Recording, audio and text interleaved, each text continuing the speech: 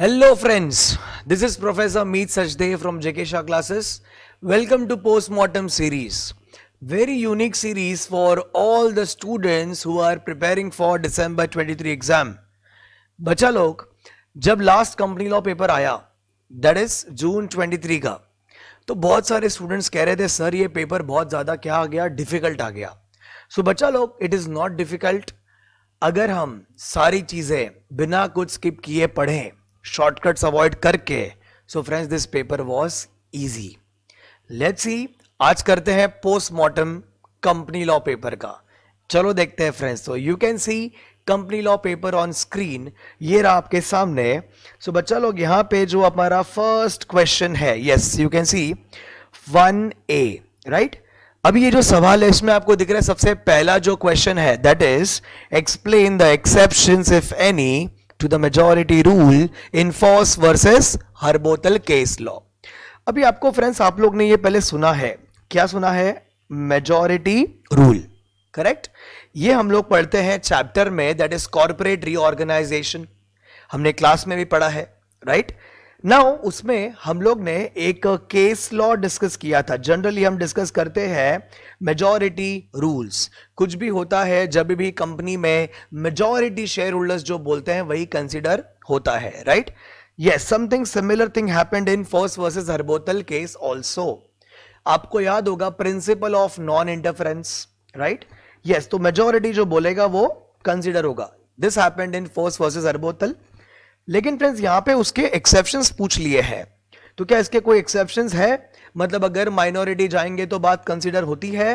तो answer is yes. तो ये जो केस लॉ था उसके एक्सेप्शंस में आप लिख सकते हो any ultra vires activity, anything which is beyond the authority done by the company, right. Then आप बात कर सकते हो फ्रॉड हुआ है अगर माइनॉरिटी वालों के साथ, वो आप लिख सकते हो एक्सेप्शंस में. फिर resolutions required special majority was passed by simple majority. बात समझ आ रही है? मतलब जिस रेजोल्यूशन के लिए आपको स्पेशल मेजॉरिटी के वोट्स चाहिए वो कैसे हो गए? सिर्फ सिंपल मेजॉरिटी से आपने रेजोल्यूशन को पास कर दिया. मतलब गलत किया तो वहां पे बात सुनी जाएगी, वहां पे मेजॉरिटी रूल नहीं चलेगा, right. Then when wrong doers are in control, breach of duty, all this are the exceptions of this Foss versus Harbottle case law, right. तो you can write that here. आप देख रहे हो direct question आया है, सीधे सीधे हमें एक्सेप्शंस को समझाने बोला है. तो when you right this answer, आप इसमें स्टार्टिंग में थोड़ा सा FOSS versus Harbottle case law को शॉर्ट में 2-3 लाइंस में बताकर उसके एक्सेप्शंस एक्सप्लेन कर सकते हैं, राइट. यस, तो उसके अपने को 5 मार्क्स इजीली हम कमा सकते हैं. चलो देखते हैं दूसरा question. Now friends you can see here, आपको देखा फर्स्ट बी, यस 1B में पूछा है comment on the following. Now you can सी जब से पहला जो स्टेटमेंट दिया है that is credit rating at the time of accepting deposit by the company is mandatory. आपको पता है फ्रेंड्स ये क्वेश्चन जो आया है ये डिपॉजिट से आया है. आपने याद होगा आपको, यस कंपनी जो है वो डिपॉजिट एक्सेप्ट करती है, acceptance of deposit rules 2014, correct. तो क्या कंपनी को क्रेडिट रेटिंग लेना जरूरी होता है? तो बच्चा लोग यहां पे आंसर आता है यस. अभी अगर मैं आपको ICSI मॉड्यूल पर लेके चलूं तो पेज नंबर 195, यस. तो यहां पे जब हम देखते हैं क्रेडिट रेटिंग की बात, तो बच्चा लोग आंसर आता है ये रहा, यस क्रेडिट रेटिंग ये रहा. तो बच्चा लोग आपको दिख रहा है यहां पे क्या बोला गया है? यहां पे बोला गया है every eligible company, yes every eligible company shall have to obtain at least once in a year credit rating for deposits accepted by it, and the copy of the rating shall be sent to ROC along with the returns of deposit in form DPT3. तो आप देख रहे हो यहाँ पे क्या credit rating लेना जरूरी है? तो यहाँ पे हमारे प्रोविजंस कहते हैं एवरी एलिजिबल कंपनी को यस इट इज जरूरी, वंस इन अ ईयर ये लेकर आरओसी के पास जाना चाहिए. एलिजिबल कंपनी का मीनिंग हमने ऑलरेडी क्लास में किया था, राइट. सो दैट वे आप इसको फ्रेम कर सकते हैं. ठीक है फ्रेंड्स, आगे चलते हैं. नाउ फ्रेंड्स आप देखो अगर हमारा नेक्स्ट स्टेटमेंट, तो वो कह रहा है no company can invite deposit without entering into a contract for deposit insurance. तो बच्चा लोग क्या कंपनी को डिपॉजिट इंश्योरेंस लेना जरूरी होता है? तो बच्चा लोग इसके लिए हमें जाना होगा पेज नंबर 196 पर। यस, तो बच्चा लोग यहां पे डिपॉजिट इंश्योरेंस की बात होती है। यस, तो क्या ये जरूरी होता है? Answer is yes. जैसे हम लोग बोलते हैं क्रिएशन ऑफ सिक्योरिटी, जैसे हम लोग सिक्योरिटी क्रिएट करते हैं, तो जैसे ही कंपनी डिपॉजिट एक्सेप्ट करेगा तो company can create a security, या फिर कंपनी क्या कर सकता है, देखो यहां पे लिखा है company by the way of, yes, by the way of deposit insurance और by the way of charge और by both on companies asset. इस तरीके से कंपनी, आप देख रहे हो यहां पे एक्सप्लेनेशन दिया हुआ है क्रिएशन ऑफ सिक्योरिटी का। तो यस, कंपनी जो है वो ये या फिर वो करके, यस आप देख रहे हो सिक्योरिटी क्रिएट करने के लिए डिपॉजिट इंश्योरेंस लिया जा रहा है। एंड ऑब्वियसली इसका जो अमाउंट होगा that shall not be less than the amount of deposit accepted as well as the interest payable thereon. तो इस तरीके से बात होती है डिपॉजिट इंश्योरेंस की। लेकिन आपने देखा यहां पे बोला गया है और, ठीक है, तो देयरफॉर कंपनी यहां पे चार्ज क्रिएट करके कंपनी के असेट्स पर या फिर डिपॉजिट का इंश्योरेंस लेकर सिक्योरिटी क्रिएट कर सकती है। Because you know that company shall ensure, company को क्या देना पड़ेगा, अश्योरिटी देना पड़ेगा कि कंपनी पैसा जो है वो क्या करेगा, चुकाएगा। तो इनमें से दोनों में से कोई भी एक तरीके से ये काम हो सकता है, right? So that way it is. Then you can see the third statement, वो कह रहा है creation of security for the repayment of deposit is not mandatory for all companies while accepting deposits.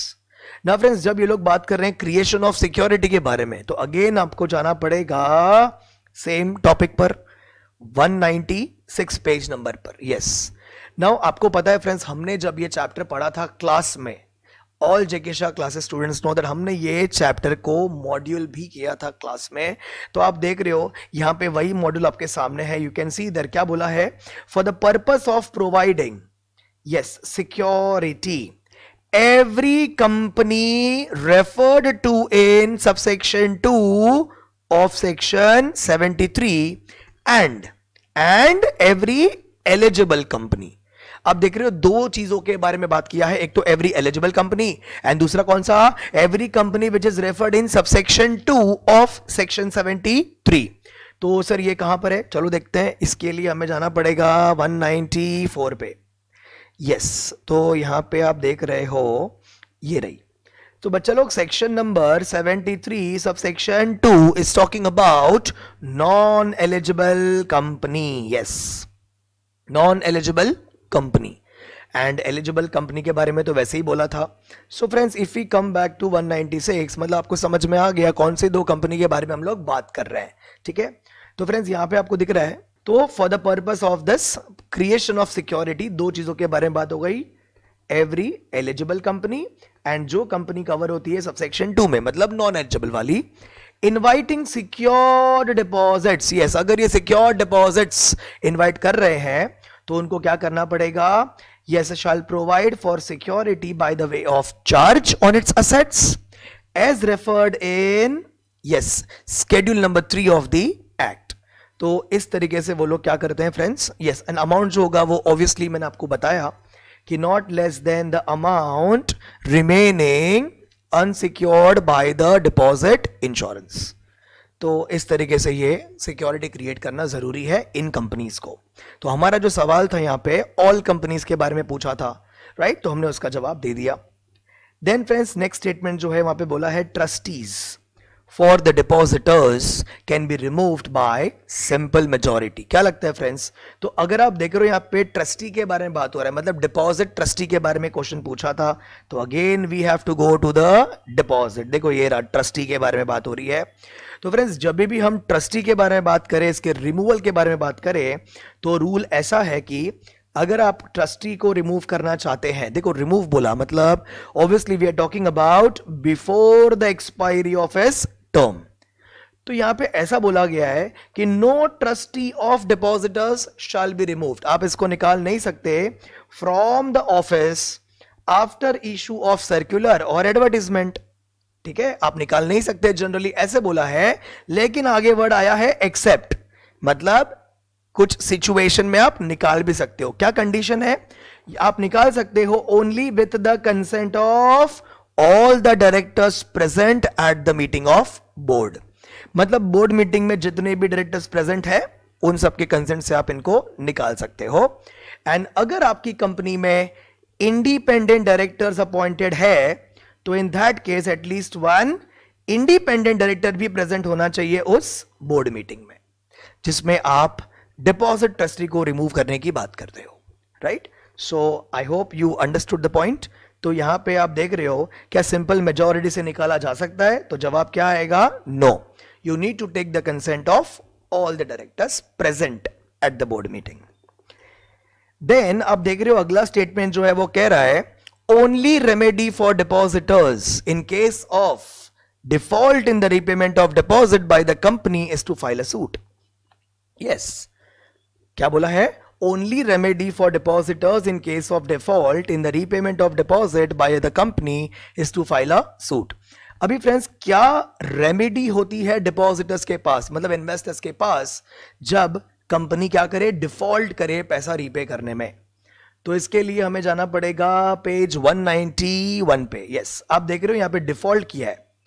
तो in that case you can see, yes देखो यहां पे failure on the repayment of deposits.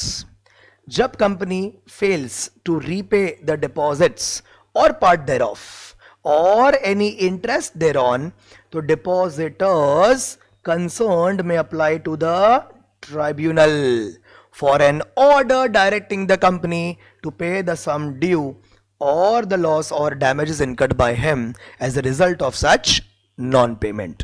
तो basically यहां पे हमें कहां जाना होता है? एनसीएलटी के पास जाके हमें अप्लाई करना होता है। So that was the remedy for the depositors and yes, NCLT may pass such orders as it may deem fit, right? So I hope this is clear to everybody. तो बच्चा लोग, ये जो पेपर है आपका, इसमें हमने 2 क्वेश्चंस अभी तक सॉल्व किए 5-5 मार्क्स का, राइट? आप देख रहे हो 1B जो है वो इतनी सारी बातें डिपॉजिट्स के ऊपर आई है। इनफैक्ट आप देखोगे आगे और भी क्वेश्चंस डिपॉजिट्स पे पूछे गए थे।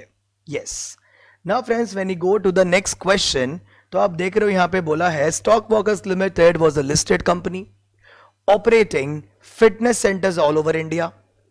Now in their meeting on 1st of April 2022, board of directors of company approved the purchase of gym equipment for 75 crores from Fitness Solutions Private Limited, a company managed by Anita, who is wife of Sunil. Okay, Sunil कौन है? Sunil है CFO of Stock Workers Limited. Okay, now the annual turnover of Stock Workers Limited for the last financial year is 500 crore rupees annual turnover. Okay, entire shareholding of the Fitness Solutions Private Limited was held by Anita and 2 other directors. आप बच्चे लोग scenario समझ रहे हो? 2 company की बात हो रही है। एक कौन है? एक है स्टॉक वर्कर्स लिमिटेड। ओके, अब यहां पे आप देख रहे हो जो ये कंपनी है, यस, इन दैट केस इस कंपनी का, yes, you can see here short workers जो है ये एक लिस्टेड कंपनी है। पहली बात तो ये एक लिस्टेड कंपनी है, ठीक है? अच्छा, इसका CFO कौन है? Yes, you can C Sunil is CFO of this company, ठीक है? अब हुआ क्या था, ये जो लिस्टेड कंपनी है, यस, इन्होंने क्या किया? परचेज किया जिम इक्विपमेंट्स का। इन्होंने जिम इक्विपमेंट्स का परचेज किया। किससे परचेज किया? From the company that is fitness solutions private limited, ठीक है? ये जो प्राइवेट कंपनी है इससे इन्होंने 75 करोड़ रुपीस के fitness equipments, gym equipments purchase किए। अभी ये जो कंपनी है, right, that is fitness solutions, ये कंपनी को चला कौन रहा है? अनीता। यस, अभी अनीता जो है वो ये कंपनी को चला रही है। अनीता कौन है? Anita is wife of Sunil. आपको कुछ बात समझ में आ रही है? आपको समझ रहा है किस तरह का ये क्वेश्चन था? यस, कौन से टॉपिक से क्वेश्चन था? आई होप आपको हिंट तो मिली गई है, राइट? तो अब in his report to the share holders of Short Workers Limited, the auditor of company made an adverse remark on the transaction, stating that approval of audit committee and SR were not obtained before approving the deal. इस transaction में auditor कह रहे हैं कि audit committee का आपने approval नहीं लिया, आपने एसआर पास नहीं किया, ठीक है? उसके बाद the board in their report, board ने क्या किया? बोर्ड ने अपने बोर्ड रिपोर्ट में शेयर होल्डर्स को बोला that the purchase transaction was at arm length price, okay, and Sunil was not a related party and the approval of audit committee and share holders was not necessary. Now referring to the provisions of Companies Act 2013, examine the submissions of the board. तो आप देख रहे हो यहां पे अपने को clearly मालूम पड़ रहा है कि ये जो सवाल है वो काय का है? रिलेटेड पार्टी ट्रांजैक्शन का हमको वो पूछ रहा है, एडवाइस मांग रहा है. तो क्या है आंसर? चलो देखते हैं. सो फ्रेंड्स, यहां पे क्या हुआ है? I tell you. यहां पे ये जो सुनील है वो कौन है? वो है CFO of the company, right? तो चलो ये जो कंपनी है उसने ट्रांजैक्शन किया है किसके साथ में? यस, दूसरे कंपनी के साथ में, जहां पर सुनील की जो वाइफ है अनीता, यस, वो कंपनी मैनेज कर रही है. नाउ एंड ऑल्सो उस कंपनी में क्या है?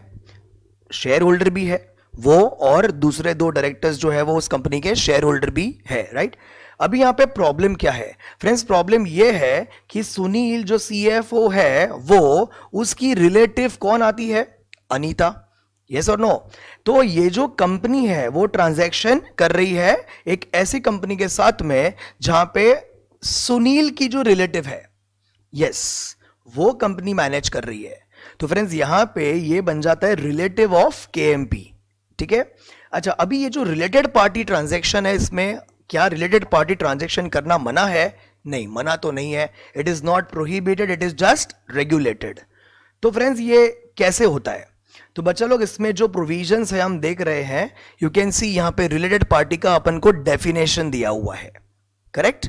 यस. तो बच्चा लोग यहां पे आप देख रहे हो ये जो कंपनी है, आप देख रहे हो ये डेफिनेशन में ये अनीता जो है उसकी कंपनी जो है वो कवर हो जाती है, correct? Yes. Now after this if you see the related party transaction के रूल्स, तो फ्रेंड्स यहां पे सबसे पहली बात तो अपन को ऑडिट कमेटी का अप्रूवल लेना पड़ता है. Answer is yes, audit committee का अप्रूवल लेना पड़ता है, जो कि क्वेश्चन में नहीं लिया था. दूसरी बात, रिलेटेड पार्टी ट्रांजैक्शन जो है ना फ्रेंड्स उसकी लिमिट होती है, राइट? तो यहां पे आपने देखा था क्या क्या था? हमने परचेज किया था, राइट? इसकी कंपनी ने परचेज किया था वो फिटनेस जिम के इक्विपमेंट्स. तो क्या वो लिमिट में था कि नहीं था? That we will need to check. तो यहां पे देख रहे हो, यहां पे डिटेल्स दिया हुआ है, लिस्ट दिया हुआ है हमें चीजों का, ट्रांजैक्शंस का, एंड बाजू में लिमिट दी हुई है. तो यहां पे आप देख रहे हो सेल, परचेज और सप्लाई ऑफ एनी गुड्स और मटेरियल. तो if we consider this point here, right, तो आप देख रहे हो यहां पे जो वैल्यू था ट्रांजैक्शन का कितना था? क्या वो मोर देन और इक्वल टू 10% ऑफ टर्नओवर था? तो friends if you see the question, तो इसका जो एनुअल टर्नओवर था दैट वाज 500 करोड़. हमने देखा था 500 करोड़. यस, ये रहा annual turnover was 500 crore and transaction जो किया था वो था 75 करोड़. तो क्या ये 10% और मोर है? तो आंसर इज यस. तो यहां पे जो है फ्रेंड्स इन्होंने लिमिट क्रॉस कर दी है. तो फ्रेंड्स अगर ये लिमिट क्रॉस कर जाते हैं तो क्या होता है? तो यहां पे अपन अप्रूवल प्रोसेस अगर देखें तो यू कैन सी, एंड और एक बात याद रखना, जो ये कंपनी थी वो कैसी कंपनी थी? लिस्टेड कंपनी थी. तो अगर हम लिस्टेड कंपनी की बात करें तो under SEBI LODR regulations 2015, yes, जो ये ट्रांजैक्शंस है विथ और विदाउट कंसिडरेशन, अपन को क्या चाहिए? ऑडिट कमेटी का अप्रूवल चाहिए. दूसरी बात, क्या ये ट्रांजैक्शन लिमिट क्रॉस कर रही है? यस. तो उसको अपन क्या बोलेंगे? मटेरियल ट्रांजैक्शंस बोलेंगे, that is exceeding 10% of the annual consolidated turnover.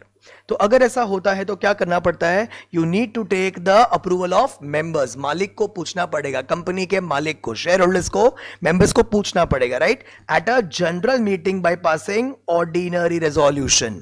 Okay तो हमें जो यहाँ पे क्वेश्चन में बोला गया था वो डाउट ये था ऑडिटर्स को कि कंपनी ने क्या नहीं किया. यस एक तो अप्रूवल जो था वो नहीं लिया. यस एंड दूसरा शेयर होल्डर्स का जो परमिशन था वो नहीं लिया.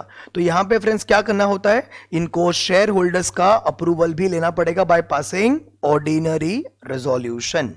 ठीक है एंड यस ये लिस्टेड कंपनी है तो इसको तो कंपलसरी ये चीजें फॉलो करनी ही पड़ेगी, right, irrespective of anything. I hope this is clear to all. तो ओआर पास करना पड़ेगा, यस, एंड ऑडिट कमेटी का अप्रूवल भी चाहिए. So that is your answer for this question. अगर हम आगे चलें तो फ्रेंड्स देखो यहां पे नेक्स्ट क्वेश्चन जो है वो क्या कहता है, state the provisions of companies act 2013 for the issue of bonus shares by a listed company. अभी फ्रेंड्स यहां पे बोनस इशू बोल दिया है, मतलब obviously we are going to talk about section number 63. Okay अब बताओ यहां पे जो क्वेश्चन है वो क्या है, can a company declare bonus shares in the lieu of dividend. तो बच्चा लोग डिविडेंड जो है, बोनस शेयर्स जो है, क्या ये दोनों सेम चीज है? Obviously no. बोनस शेयर्स जो है can not be issued in the lieu of dividend. Yes because ये दोनों जो है वो क्या है, ये दोनों अलग अलग कॉर्पोरेट एक्शंस है, ये दोनों अलग अलग कॉर्पोरेट एक्टिविटीज है. देयरफॉर इस फर्स्ट वाले का answer is no. Is bonus shares same as stock dividend? तो बच्चा लोग again answer is no. Bonus shares जो है वो शेयर्स हैं, आपको वो ऑब्वियसली फ्री में मिलते हैं, राइट. ये जो स्टॉक डिविडेंड है ये भी शेयर्स ही है, लेकिन इसे हम बोनस शेयर्स में कंसीडर नहीं करते हैं. ठीक है तो यहां पे जो है वो स्टॉक डिविडेंड अलग चीज हो जाता है और बोनस शेयर्स अलग चीज हो जाता है. ये आपने पढ़ा है शेयर कैपिटल में, राइट. तो बच्चा लोग आगे चलते हैं. वेरी सिंपल, 5 मार्क आपको दे रहा है ये question. Next if you see question number 2 में यहां पे पूछा है Amar, Akash and Ashish, they were the owners of coffee estate in Munnar. Now they registered a new company called, yes, you can see here, Mandoli Coffee Estate Private Limited, and transferred their coffee estate to newly formed company. अब ये जो 3 लोग थे इनका ये coffee estate था, इन्होंने नया कंपनी इनकॉर्पोरेट किया एंड ये कॉफी एस्टेट को ट्रांसफर कर दिया किधर, नए कंपनी को. Now what happened? Now they claimed exemption from paying the registration fees and stamp duty on the ground that since they were only shareholders of the company, the transaction was nothing but transfer by them from one name to themselves in another name. So referring to the provisions of Companies Act 2013 is their claim tenable. तो बच्चा लोग आपने देखा ये लोग के पास एक property थी, ये रही उनकी वो प्रॉपर्टी, राइट. यस अभी ये जो प्रॉपर्टी है ये इन लोगों की थी, फिर कंपनी इनकॉर्पोरेट कर दी एंड इन्होंने ये प्रॉपर्टी दे दी उस कंपनी के नाम पे, ट्रांसफर कर दी, राइट. तो ये ऐसे बोल रहा है भाई हमारी ही प्रॉपर्टी थी, हमने ही तो ली है, खाली नाम चेंज हुआ है. तो आंसर इज नो. आपको पता है फ्रेंड्स हम पढ़ते हैं फीचर्स ऑफ कंपनी, आपको पता है company is a separate legal entity, right. And उसी फीचर्स में हम पढ़ते हैं सेपरेट प्रॉपर्टी, ऐसा एक फीचर हम पढ़ते हैं that property of the company is the property of the company and not its members. तो ये जो प्रॉपर्टी है वो अब ट्रांसफर हो चुकी है किसके नाम पे, कंपनी के नाम पे, राइट. तो यहां पे आप एक्सप्लेन करेंगे features of company, that is you can explain separate legal entity as well as the feature of separate property. ठीक है. सो देयरफॉर यस एक पर्सन से दूसरे पर्सन के नाम पे यहां पे प्रॉपर्टी ट्रांसफर हुई है, ऐसा नहीं है कि हमारी प्रॉपर्टी हम ही को मिली है. ठीक है सो वो बात गलत है. देन नेक्स्ट क्वेश्चन जो आप देख रहे हो यहां पे क्या बोला है देखो, यहां पे बोला है the board of customer last limited and unlisted public company okay is exploring ways to increase its paid up share capital from 125 crores to 150 crores. CFO of the company suggested that instead of offering shares to all the existing shareholders as a right issue, the company can issue further shares by private placement to 4 identified qualified institutional buyers and top 250 existing shareholders by receiving cash without offering shares to other shareholders. आपको बात समझ में आई friends? यहाँ पे क्या बोला है? यहाँ पे बोला जा रहा है कि ये जो कंपनी है वो क्या करना चाहती है, अपने पेड अप शेयर कैपिटल को इंक्रीज करना चाहती है, राइट? तो यहाँ पे सीएफओ ने ये सजेशन दिया है कि भाई सब लोगों को राइट इशू में शेयर्स देने से अच्छा है कि क्या किया जाए, प्राइवेट प्लेसमेंट करके 4 QIBs को दे दो शेयर्स एंड टॉप 250 जो हमारे एग्जिस्टिंग शेयर होल्डर्स है उसको दे दो शेयर्स, ठीक है? एंड उसके बदले में आप क्या करोगे, by receiving cash without offering shares to others, सबको शेयर्स इशू मत करो, ऑफर मत करो, ऐसा बोला जा रहा है। अभी company secretary of the company objects to the manner of raising the further capital, that is the offerings to select share holders as well as receiving cash. यहां पे CS को क्या है, ऑब्जेक्शन है जो कंपनी करने जा रहा था उस बात से। तो अभी आप देख रहे हो सवाल जो है वो प्राइवेट प्लेसमेंट को लेकर आया है, मतलब हम किसके बारे में बात करेंगे, section number 42। Now friends, in this आपको पता है प्राइवेट प्लेसमेंट जो होता है उसमें offer is being given to a certain group of people and all, right? तो यहां पे ये लोग जो करना चाहते हैं वो कर सकते हैं क्या? तो answer is whatever they are doing that is okay, लेकिन सबसे पहली बात यहां पे जो लिमिट होती है प्राइवेट प्लेसमेंट की that is 200 only.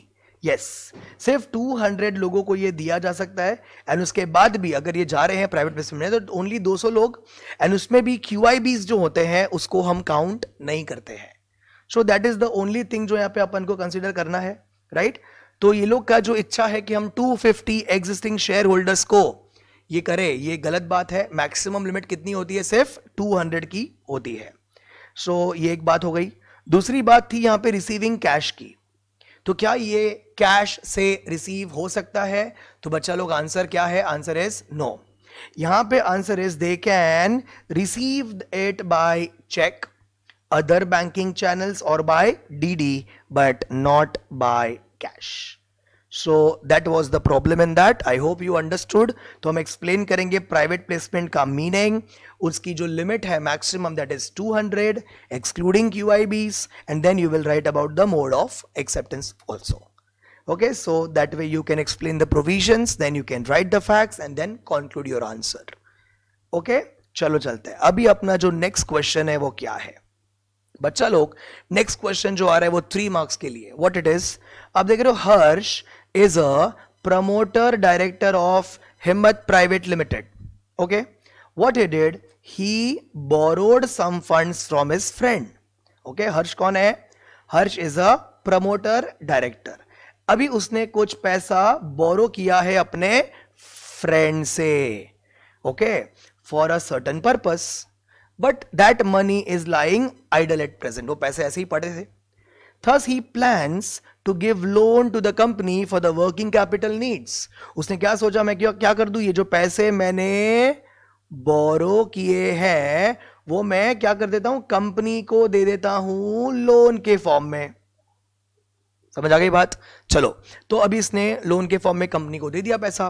Now Harsh is approaching you a PCS for suggestion if there is any situation where such a loan will not constitute deposit.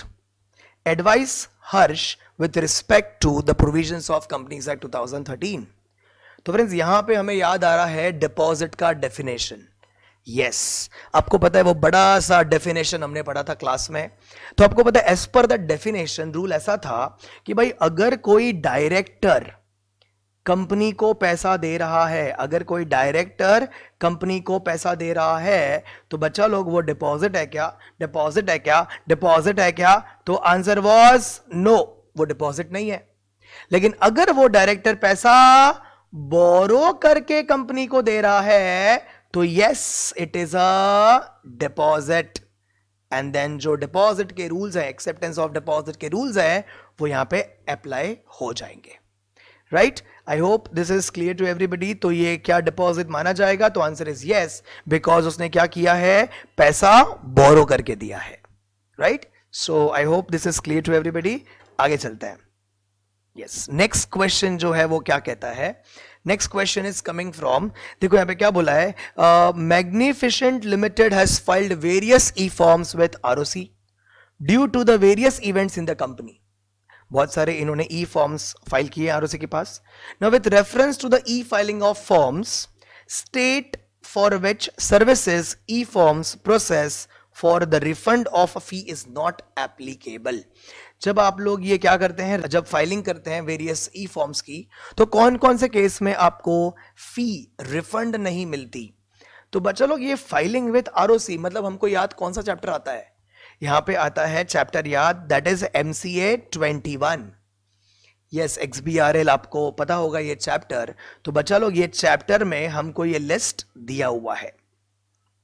Yes, तो अगर हम उस चैप्टर पे जाते हैं MCA 21, आपने देखा फ्रेंड्स ये छोटे छोटे चैप्टर्स जनरली स्टूडेंट्स क्या कर देते हैं, छोड़ देते हैं. Less important, not important. Friends everything is important. Don't leave anything. ये जो पेपर था इसमें जिन स्टूडेंट्स ने सब कुछ पढ़ा है उनका पेपर अच्छा ही जाएगा. Don't go for shortcuts please. ये नोट्स, वो नोट्स, ये डायग्राम्स, वो diagrams, no, please stick to the study material. So friends, if we go to this chapter MCA 21, yes, class में हमने इस चैप्टर में MCA 21 की वेबसाइट भी देखी थी. Yes, if you remember. Okay, so यहाँ पे जो आप फीस देख रहे हो MCA 21 में filing fees, there are certain situations where the fees is not refundable. So friends, इसके लिए हमें जाना पड़ेगा पेज नंबर 526. यस, तो friends you can see here कौन कौन से केस में नहीं मिलेगा रिफंड आपको. तो no refund is permitted of the stamp duty. The person is required to approach the concern state, union territory. Refund process is not applicable for the following services. तो आप देख रहे हो यहाँ पे जो लिस्ट ऑफ आइटम्स आप देख रहे हो, पब्लिक इंस्पेक्शन ऑफ डॉक्यूमेंट्स के लिए आपने जो फीस पे की है वो रिफंड नहीं मिल सकती. Request for certified copies, payment for transfer deeds, stamp duty fees, right, IEPF payment and so on. तो ये जो है फ्रेंड्स, ये लिस्ट आपको यहाँ पे एक्सप्लेन करना है, राइट. तो ये लिस्ट आपको आंसर में लिखना था, right. You can see here, you can't ignore anything. तो this was your yes question number D. Now friends, when you see the next one, तो इधर आप देख रहे हो नेक्स्ट क्वेश्चन जो है वो क्या दिया है. Stunning commodities limited gave notice seeking information from Ujjwal, not a member of company, whom the company has reasonable cause to believe to be having knowledge of identity of SBO of the company. It is observed that the information given by Ujjwal is not satisfactory. Okay, so you are the general manager, secretarial of the company. So CFO of the company asked you for further action to be taken by the company on this, if any, please advise. Now friends, आप देख रहे हो यहाँ पे ये जो SBO है, SBO मतलब हम कहाँ पे बात करते हैं, we talk about section number 9090, correct. आपको पता है फ्रेंड्स, SBO को, कंपनी को क्या करना होता है, डिक्लेरेशन देना पड़ता है regarding is beneficial interest in form BEN1, correct. लेकिन देखो, जब company is having the reasonable cause to believe, yes, कि ये भाई साहब जो है वो SBO शायद से है, मतलब इनका जो बेनिफिशियल इंटरेस्ट है वो लिमिट्स को क्रॉस कर रहा है. तो बच्चा लोग, इन दैट केस कंपनी क्या करता है, कंपनी उन SBO को भेजता है form number BEN4. Yes, that is to seek the information. Yes, उनकी इंफॉर्मेशन चाहिए उनको, इसलिए वो ये फॉर्म भेजता है, राइट. लेकिन अभी यहां पे हुआ क्या था, इन्होंने जो इंफॉर्मेशन दी रिप्लाई में, आपने देखा यहां पे कंपनी ने तो मांगी इंफॉर्मेशन, इन्होंने जो रिप्लाई दिया वो सेटिस्फैक्टरी नहीं था. So now what can company do. तो बच्चा लोग, answer is company can go and make the application to NCLT. Within 15 days company NCLT के पास जा सकता है, and then NCLT will pass the order on such SBO. Yes, तो NCLT order pass करेगा और ये SBO को सबक सिखाएगा. तो बेसिकली आपको ये जो प्रोसीजर था BEN4 एंड ऑल, ये आपको यहाँ पे स्पेसिफाई करना है. So yes, so that is the point SBO. तो आप देख रहे हो ये वाला भी क्या था, एक इंपॉर्टेंट टॉपिक था, right. Members and shareholders chapter का, don't miss anything, any chapter please. आगे चलते हैं। अभी आप देख रहे हो फ्रेंड्स, यहाँ पे जो नेक्स्ट क्वेश्चन है वो क्या बोल रहा है, the legislative authority for enacting corporate laws and security laws in India is distinctly different from the authorities for the enactment of corporate laws and security laws in USA, explain. Now friends, again this question is coming from a chapter जो बच्चे लोग usually क्या करते हैं, option में छोड़ देते हैं। This question is coming from global development chapter. Yes, तो यहां बच्चा लोग वहां पे यूएस में कौन है वो अथॉरिटी जो ये सारे लॉज बनाती है, तो इट इज लाइक एजेंसी है। यस, वेल नोन एजेंसी जिसको अपन क्या बोलते हैं, SEC। Yes, that is securities exchange commission. And India में हमारे पास MCA है, ministry of corporate affairs, right, and SEBI है। तो यस, तो ये वाला जो है वो आप ग्लोबल डेवलपमेंट से आप यूएस का जो है वो आप कंटेंट यहां पे आपको लिखना है, right, comparative to India. Then जो नेक्स्ट क्वेश्चन था उसमें देखो क्या पूछा है, mister Raj who is a resident of Bengaluru sent a transfer deed for registration of transfer of shares to the company at the address at the registered office in Delhi. Now आप समझ रहे हो क्या किया है इन्होंने, इसने ट्रांसफर डीड भेजी है रजिस्ट्रेशन ऑफ शेयर्स के लिए, ट्रांसफर ऑफ शेयर्स के लिए।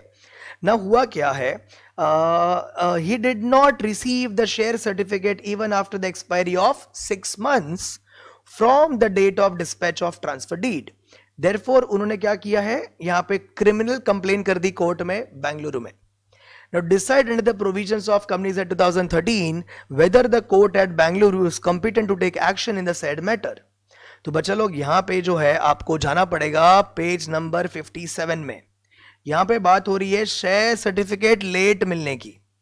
तो बच्चा लोग आपको पता है शेयर सर्टिफिकेट जो है उसको मिलने का एक टाइम लिमिट है।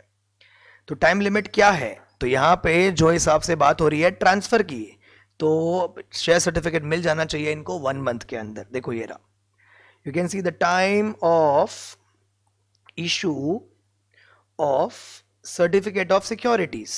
ओके, तो यहां पे आप देख रहे हो क्या लिखा है, within a period of 1 month from the date of receipt by the company of the instrument of transfer or as the case may be of the intimation of transmission in case of transfer or transmission of securities. तो यही तो अपना situation था। तो 1 month के अंदर क्या हो जाना चाहिए, ये मिल जाना चाहिए, राइट। यस, एंड इसके बाद अगर कुछ होता है तो आप कहां जा सकते हो, तो obviously you can take this matter to NCLT। So NCLT के पास जाके आपको अप्लाई करना है, right, and not Bengaluru court. So that was asked in this question, very simple question. Next question जो है वो बोल रहा है, right a short note on capital redemption reserve account. Yes, तो बहुत डायरेक्ट क्वेश्चन है, तो इसमें देयर इज नो चैलेंज। आपने ये टॉपिक पढ़ा है, you can write the answer, no challenge in that. After that next क्या है, as a company secretary advise your client whether the following matters can be transacted by getting a resolution passed through postal ballot. Now friends, आप देख रहे हो postal ballot बोला मतलब हमें क्या याद आ रहा है, हमने कहां पे पढ़ा था इसको, जनरल मीटिंग के चैप्टर्स में पढ़ा था, राइट। नाउ फ्रेंड्स, आपको पता है पोस्टल बैलेट का वो जो टॉपिक था जनरल मीटिंग में, वी हैव डन दिस। यहां पे आपको जाना पड़ेगा पेज नंबर 835 पे। यस, वहां पे लिस्ट ऑफ आइटम्स थी, यस, जहां पे बोला गया था कि भाई क्या चीजें हो सकती है पोस्टल बैलेट से, क्या चीजें नहीं हो सकती। Okay, so when we go to postal ballot, here it is, yes, section number 110 पे आती है बात, एंड वहां पे हमको रूल्स भी दिए थे इसके। Yes, so we are here only. हाँ, तो पोस्टल बैलेट देखो फ्रेंड्स, यहां पे बोला गया है business to be transacted through postal ballot. तो यहां पे क्या याद आता है, रूल नंबर 22 याद आता है। तो यहां पे आप देख रहे हो लिस्ट ऑफ आइटम्स दिया हुआ है, राइट, विच कैन बी, देखो आप देख रहे हो, the following items of business shall be transacted only by the means of voting through postal ballot. तो अगर मैं यहाँ पे एक बाय एक करके देखो, देखो क्या लिखा है, सबसे पहले बताओ इनमें से कौन सी चीजें पोस्टल बैलेट से ट्रांजैक्ट हो सकती है। ओके, तो first one is issue of shares with differential voting right. तो क्या ये शेयर्स विद DVR यहाँ पे ट्रांजैक्ट हो सकते हैं? तो if you see the list, तो ये रहा वो चीज, हम ये रहा ई point, right. Issue of shares with differential voting rights हो सकता है ट्रांजैक्ट बाय पोस्टल बैलेट। फिर पूछा गया sale of whole of undertaking of the company, तो ये भी आंसर इज यस। तो ये हमें मिल जाएगा, ये रहा sale of whole or substantially the whole of undertaking of the company, even this can be transacted by postal ballot. Then बोला है buyback of own shares by the company, तो बच्चा लोग you can see here buyback of shares जो है वो भी हो सकता है बाय पोस्टल बैलेट। तो इस तरीके से आप देख रहे हो, तो जिन बच्चों ने रूल 22 नहीं देखा था वो इस आंसर को शायद ना दे पाए, तो इसलिए प्लीज स्टडी एवरीथिंग, राइट। तो ये था आपका फोर्थ क्वेश्चन। आगे चलते हैं, नेक्स्ट जो है फ्रेंड्स वो क्या बोल रहे हैं, देखो क्वेश्चन नंबर 5 यहां पे बोला है the board of directors of ZED Limited, which is a listed company, is actively considering a proposal to buy back its shares. Okay, Naveen has recently joined the board as an additional director. You are the senior partner of the firm of company secretaries, and Naveen has out your views if there is any requirement for filing the declaration of solvency by the company with any regulatory authority and particulars thereof. Also, what would be the time gap between the two buybacks? To advise Naveen in light of the provisions of Companies Act 2013.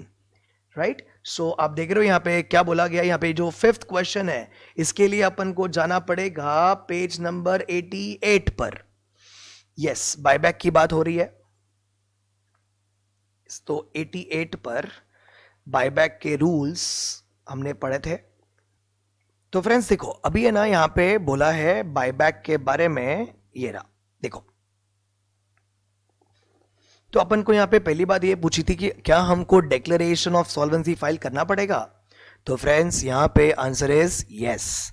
यहां पे बात हो रही है form SH9 के बारे में। तो you can see here when a company, yes you can see, when a company proposes to buy back its own shares or other specified securities under this section, right? Yes, so in that case, in pursuance of special resolution or board resolution as the case may be, right, a declaration of solvency signed by at least 2 directors of the company, one of whom shall be MD if any, in form SH9 and verified by an affidavit to the effect that the board of directors of the company has made a full inquiry into the affairs of the company, as a result of which they have formed an opinion that it is capable of meeting its liability and will not be rendered insolvent within a period of 1 year from the date of declaration adopted by board. अब देख रहे हो यहाँ पे declaration देना पड़ता है कि भाई हमारी कंपनी जो है वो काफी साउंड स्टेट में है, कोई प्रॉब्लम नहीं है, एंड कंपनी जो है वो अपनी लायबिलिटीज मीट करने के लिए एलिजिबल है, प्रॉपर है, अच्छे स्टेट में है, राइट। तो ये फाइल करना पड़ेगा। तो that is your filing of solvency, एक ये बात हो गई। दूसरा वहां पे पूछा गया था कि व्हाट इज द गैप, तो आप देख रहे हो यहाँ पे time gap between two, yes time gap between 2 buybacks। तो बच्चे लोग यहां पे बोला गया no offer of buyback shall be made within a period of 1 year reckoned from the date of the closure of preceding offer of buyback if any। तो यहां पे जो आंसर है that is period of 1 year। Okay, so that was your answer. तो आपने देखा यहां पे 2 चीजें पूछी थी, हमने दोनों का आंसर कर दिया, राइट, सिंपल है। Yes, what is next? Next पूछा गया है क्वेश्चन नंबर 3A में that you are a speaker on corporate laws at a seminar. One person from the audience has out your opinion on the following matters। तो यहां पे पूछा गया सबसे पहले can an insolvent be a member in a company, क्या एक insolvent company का मेंबर बन सकता है?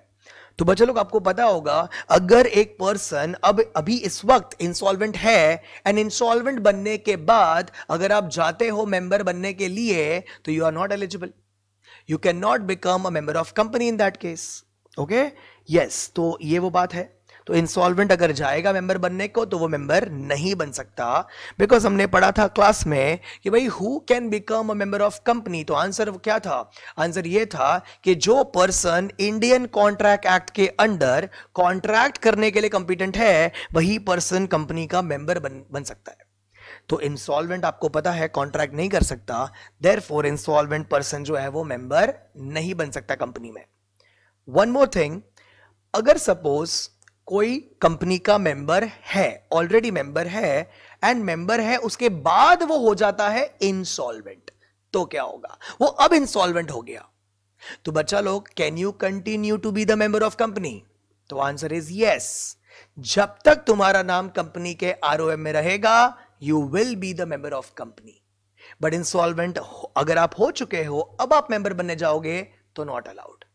If you are a member, समझ रहे, आप मेंबर ऑलरेडी हो एंड बाद में इंसॉल्वेंट हो गए, तो आपके मेंबरशिप को कोई प्रॉब्लम नहीं होगा because of that. Okay, you will still be the member in that case. तो ये जो फर्स्ट चीज है, इसके दो व्यूज है, आप समझ रहे हो बात? यस, दैट डिपेंड्स कि क्या हुआ था। उसके बाद, can a receiver be a member in a company? तो आपको पता है यहां पे कोर्ट अपॉइंट करता है रिसीवर, राइट? तो हमने साफ साफ इसके बारे में पढ़ा था कि just being appointed as a receiver, right, सिर्फ रिसीवर आप अपॉइंट हो जाते हो, उसे आप मेंबर नहीं बन जाते unless additional rights are given to you by court. तो अगर आपको कोर्ट ने एडिशनल राइट्स दिए तो आप बन सकते हो, अदरवाइज नहीं, राइट? तो दैट इज द पॉइंट। उसके बाद, how does an investor avail services of deposit in case of pledge of shares? Friends, pledge of shares आप समझ रहे हो? प्लेज का मतलब क्या होता है? शेयर्स को गिरवी रखना। तो अगर आपने आपके शेयर्स गिरवी रख दिए हैं, राइट, तो आप कौन हो? यू आर पाउनर एंड सामने वाला पार्टी इज पाउनी, ठीक है? तो अगर आप पाउनर हो, इन दैट केस क्या आप अभी भी मेंबर हो? तो आंसर इज यस। भले ही आपने शेयर्स को आगे क्या कर दिया है, गिरवी रख दिया है, लेकिन अगेन आई विल से, जब तक आपका नाम क्या रहेगा, आरओएम में रहेगा, तब तक you can continue to be the member of company and you can avail the services of depository also. After that, आप देख रहे हो next जो question है, that is 3B, a newly appointed auditor of listed company came across the evidence of under invoicing of exports, round tripping of funds, yes, through tax havens and fraudulent shipowning of funds amounting to 10 million USD. Explain the further course of action by the auditor. Explain what is fraud. तो friends, यहां पे ये जो question है, यहां पे तो बात हो रही है regarding the duty of auditor to report fraud. Yes, तो हमने ये पढ़ा था, राइट? सो फ्रेंड्स, इसके लिए हमें कहां जाना पड़ेगा? इसके लिए हमें जाना पड़ेगा अकाउंट्स एंड ऑडिट चैप्टर में। You can C reporting of frauds bye auditor, right? तो यहां पे फ्रेंड्स हमने पढ़ा था, if you remember, yes, that is if an auditor of company in the course of performance of his duty as a statutory auditor has reasons to believe that an offense of a fraud which involves or is expected to involve individually an amount of rupees 1 crore or above is being or has been committed against the company by its officers or employees, the auditor shall report the matter to central government. Yes, so this was the point. तो report कहाँ पे करेगा? वो central government के पास report करेगा। सो ये वाला जो कॉन्सेप्ट है वो हमें यहाँ पे बताना पड़ेगा, right? So I hope this is clear to everybody. This was regarding reporting fraud. Okay, so that is the thing. After that you can see next, that is next question is, with reference to the provisions of Singapore Companies Act, explain when a private company need not hold AGM, what is the due date of holding AGM of listed public company. अभी friends ये जो यहाँ पे पूछा जा रहा है, again और एक question from global developments, don't miss anything friends. इसके लिए चलो चलते हैं पेज नंबर 647 पे. यस, तो 647 पे सिंगापुर चलते हैं. चलिए चलिए सिंगापुर चलिए. पूरा पोस्टमार्टम हो चुका है आज इस पेपर का. ये रहा, देखो ना फ्रेंड्स, यहाँ पे सबसे पहले जो सवाल था वो क्या था कि explain when a private company need not hold AGM, annual general meeting. तो यहाँ पे आपको दिख रहा है annual general meeting of every company. General meeting of every company is to be called as annual general meeting, correct. उसके बाद आप देख रहे हो यहां पे लिखा है topic when private company need not hold AGM. तो आप यहां पे ये वाला पार्ट पूरा कवर करेंगे, सारे सर्कमस्टांसेस एक्सप्लेन करेंगे, ठीक है। This is one thing. After that क्या पूछा गया है, what is the due date of holding AGM of listed public company. Yes, तो पब्लिक लिस्टेड कंपनी के लिए क्या रूल है, तो here we go, you can सी।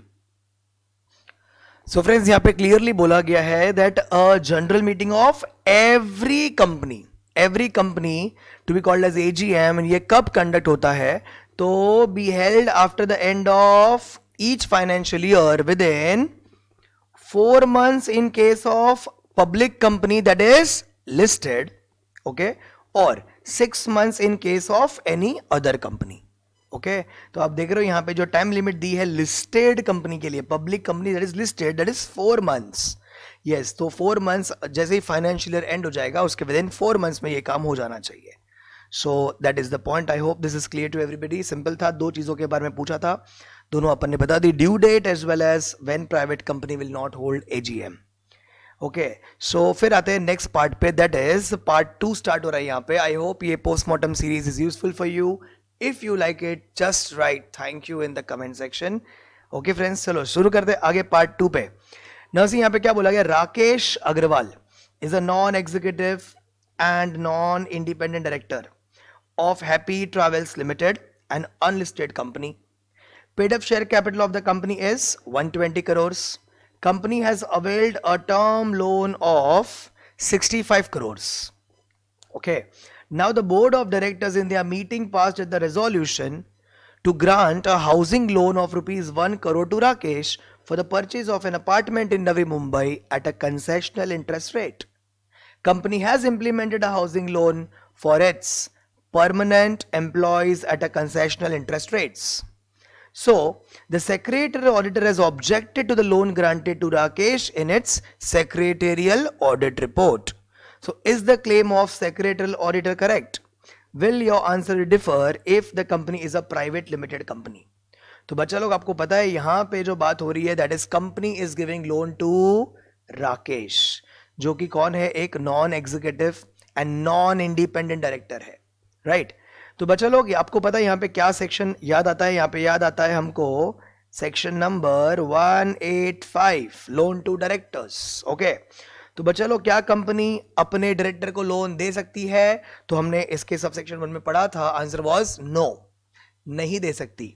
तो यहाँ पे लोन देना अलाउड नहीं था, करेक्ट। लेकिन आपको पता है इसके एक्सेप्शंस भी थे।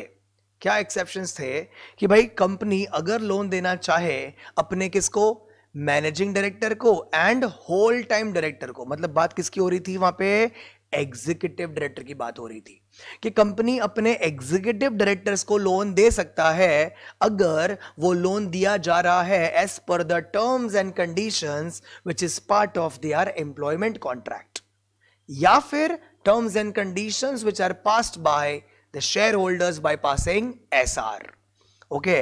तो वो वाला पार्ट वहां पे बात हो रही थी। लेकिन फ्रेंड्स आपको पता है यहां पे ये जो डायरेक्टर है क्लियरली बोला गया he is a non executive director, right. मतलब यहां पर वो एक्सेप्शन वाला पॉइंट एप्लीकेबल नहीं होगा, तो यहां पे साफ साफ हम क्या बोलेंगे, मना कर देंगे लोन देने से। यस, तो अंडर सेक्शन 185 ये लोन देना अलाउड नहीं होगा, right. I hope this is clear to all. तो ये 5 मार्क का क्वेश्चन था, आप यहां पे 185 एक्सप्लेन करेंगे, right the facts and then you can conclude your answer. And यहाँ पे पूछा गया था what if company is a private limited company, तो बच्चा लोग answer remains the same because ये 185 जो था वो सेम था दोनों के लिए, करेक्ट।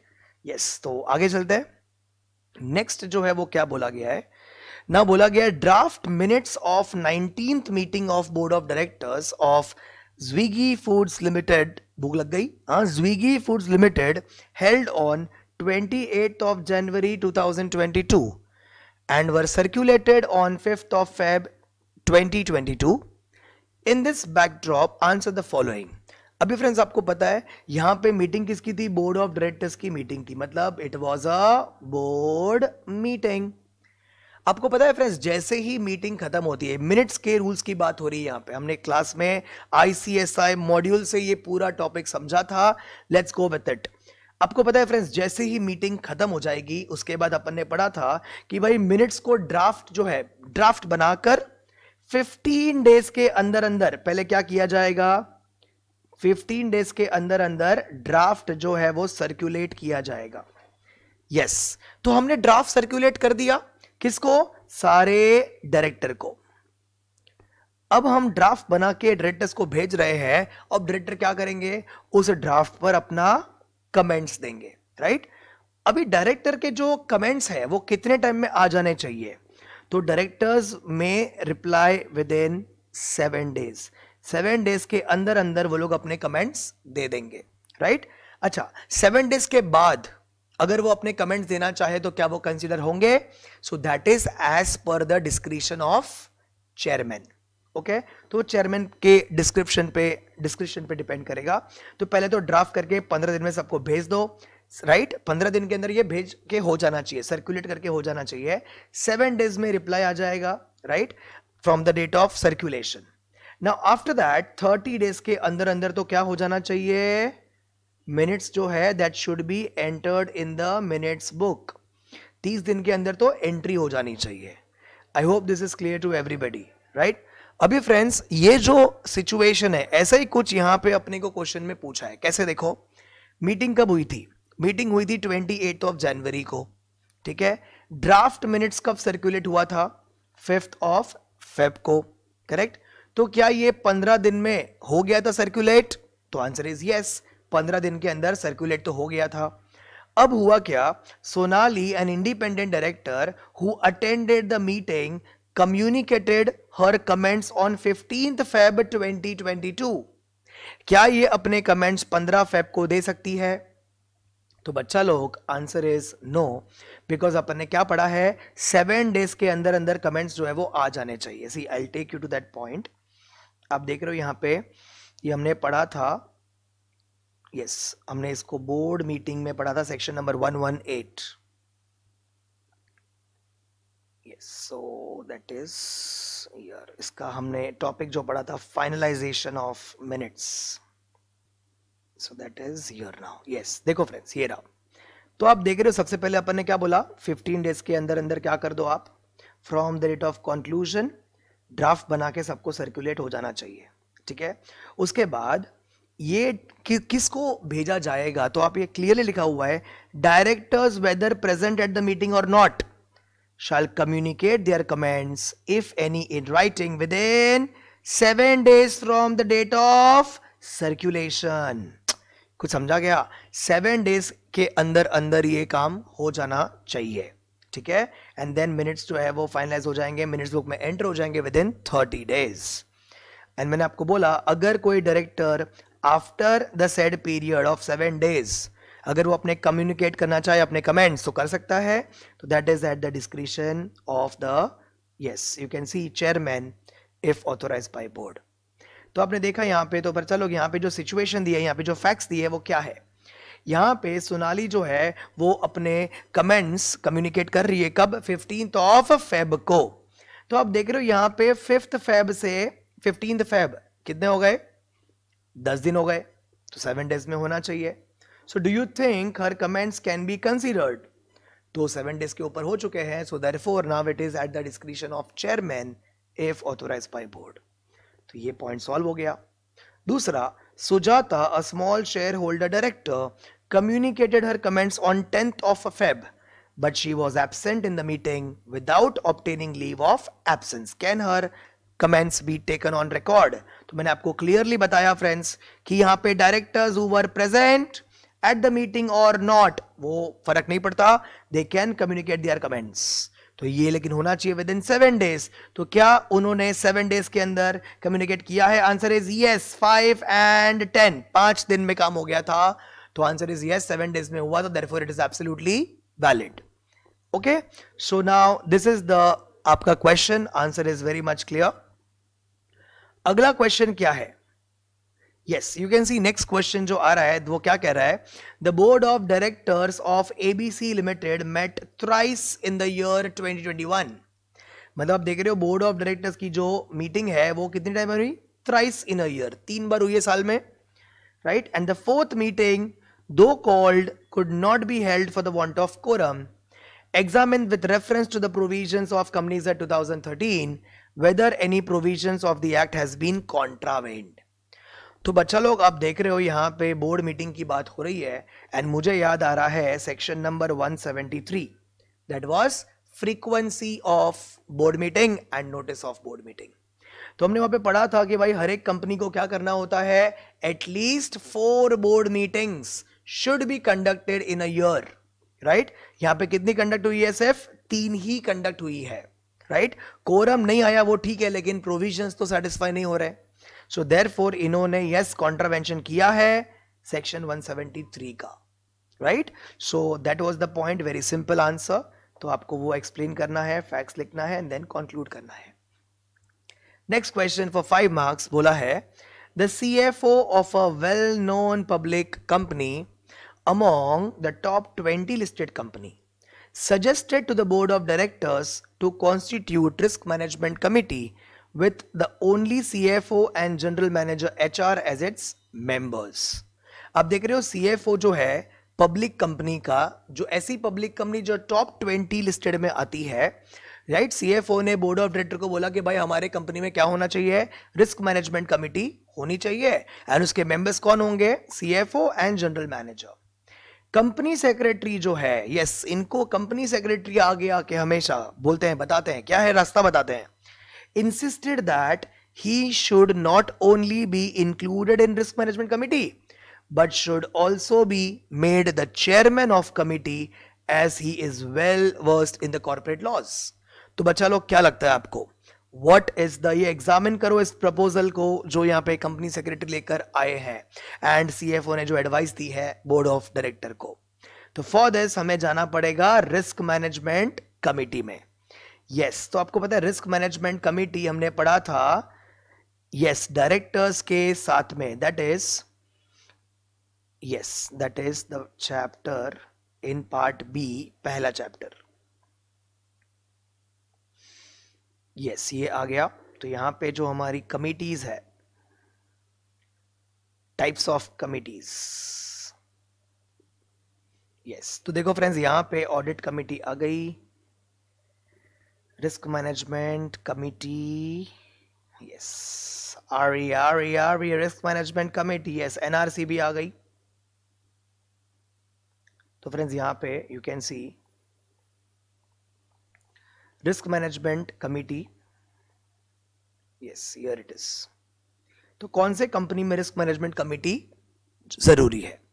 तो फ्रेंड्स आप देख रहे हो यहां पे ये जो सेबी LODR रेगुलेशंस है वो कह रहे हैं कि this is applicable to top 1000 listed entities, top 1000 listed entities जिसको मार्केट कैपिटलाइजेशन के बेसिस पर कंसीडर करेंगे. तो हमारी जो क्वेश्चन में कंपनी है वो तो है among the top 20 listed companies, तो ऑब्वियसली इस पे एप्लीकेबल होगा. यहां पे रिस्क मैनेजमेंट कमिटी फॉर्म होगी, राइट. लेकिन इस कमिटी में कौन कौन लोग होंगे, तो हियर इज द कंपोजिशन, अपन ने पढ़ा है क्लास में, तो आपको यही सेम चीज वहां पे आपको लिखना पड़ेगा. यू कैन सी हियर, ये आप कंपोजिशन लिख के you can conclude your answer, right. So I hope this is clear to everyone. आगे चलते हैं. नाउ फ्रेंड्स आप देख रहे हो यहाँ पे क्वेश्चन नंबर 5 जो है वो क्या कहता है, zero Motors limited listed company है, इसके 3 मैन्युफैक्चरिंग डिविजन्स है, cycle division, motorcycle, electric scooter. यहाँ पे कुछ डेटा दिया हुआ है कंपनी का, ओके. सो यहाँ पे ये बोल रहे हैं कि भाई बोर्ड ऑफ डायरेक्टर्स जो है उन्होंने डिसाइड किया है by unanimous resolution the following in their meeting.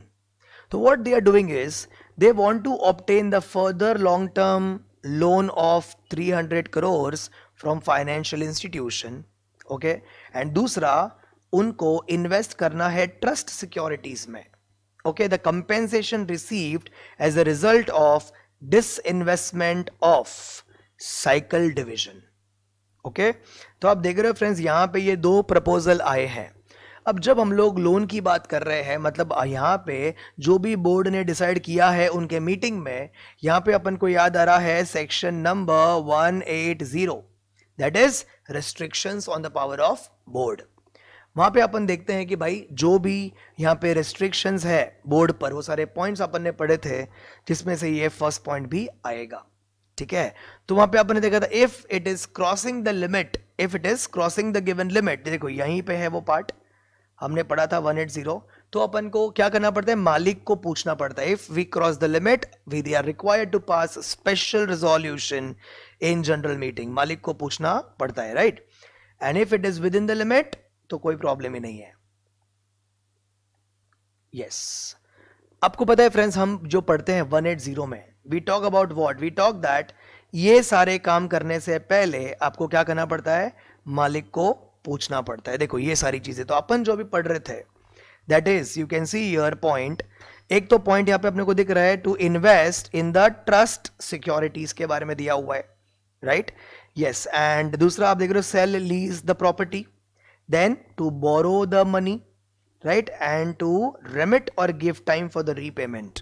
तो आप देख रहे हो यहां पर भी ऐसी ही बात हो रही है, राइट। देख रहे हो यहां पे लिखा हुआ है to borrow the money, we are also talking about to obtain the long term loan.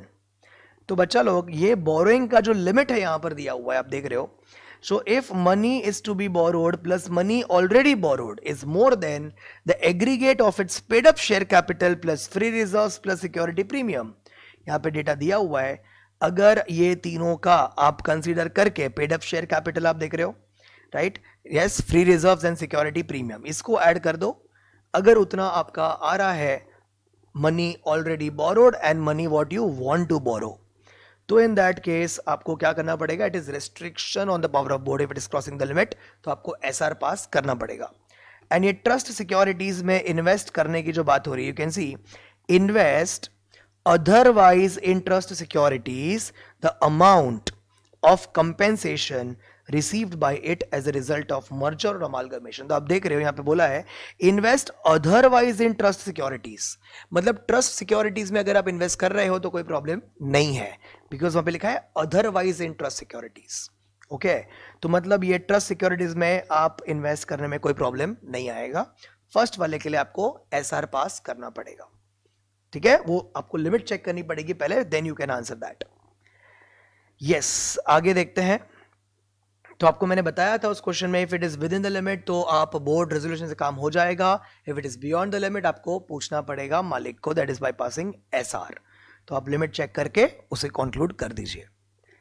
Next आता है, यू कैन सी यहाँ पे Prapti hotels limited want to appoint, you can see here Sushmita as independent director from 1st January। It came to the knowledge of vice president of the company that Sushmita stayed at their hotel at Ooty for 3 days from 1st June to 3rd June at a room rent of 2,500 per day and thus had entered into a transaction with the company. The hotel charged the same room rent from other members of general public during that time. Advise the vice president if Sushmita can be appointed as independent director of the company from 1st January 2022. Now friends, आप देख रहे हो यहाँ पे इन्होंने क्या किया है, 1 जून से 3 जून होटल में रही है सुष्मिता, अब उसी को ये लोग बनाना चाहते हैं इंडिपेंडेंट डायरेक्टर। तो आपको पता है फ्रेंड्स, इंडिपेंडेंट डायरेक्टर के बारे में पढ़ा है आपने, कोई बाहर का कुछ क्वेश्चन नहीं है, बहुत सिंपल सा है। तो आप यहाँ पे डिस्कस करते हो सेक्शन नंबर 149 सबसेक्शन 6, इजी है। यस, तो इसी तरीके से आपका पेपर आया था friends. If you have studied everything why not you can solve it, it is easy. यहाँ पे आप देखो कि वो जो पर्सन है सुष्मिता, उसका पेक्यूनरी रिलेशनशिप है या नहीं कंपनी के साथ, right. I hope you have got the idea what it is. Yes, आगे चलते हैं। सो फ्रेंड्स, आपका जो नेक्स्ट क्वेश्चन है वो क्या है, you can see with respect to e voting explain the following. अभी यहाँ पे कुछ टर्म्स दिए हैं, हमें इन सब टर्म्स को क्या करना है, एक्सप्लेन करना है। एकदम डायरेक्ट क्वेश्चन है, exact up to the point.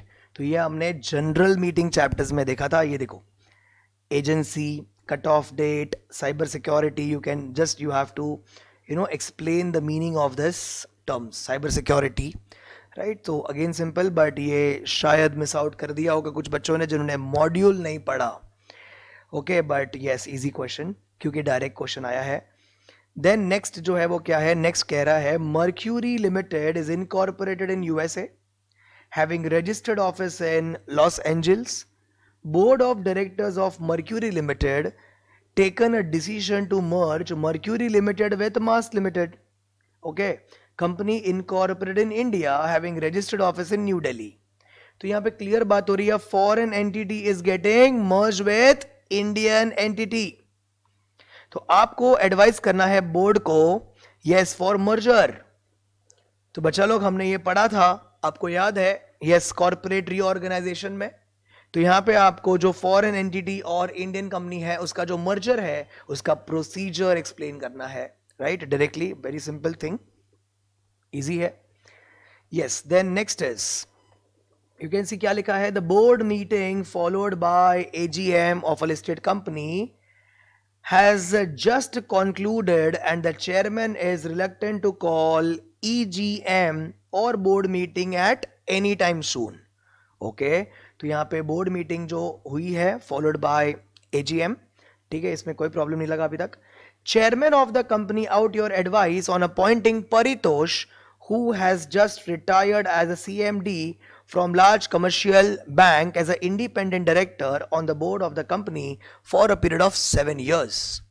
अभी फ्रेंड्स, अगर हमें परितोष को बनाना है इंडिपेंडेंट डायरेक्टर हमारे कंपनी में, आपको याद आ रहा है friends, independent director, second question आया है इंडिपेंडेंट डायरेक्टर का।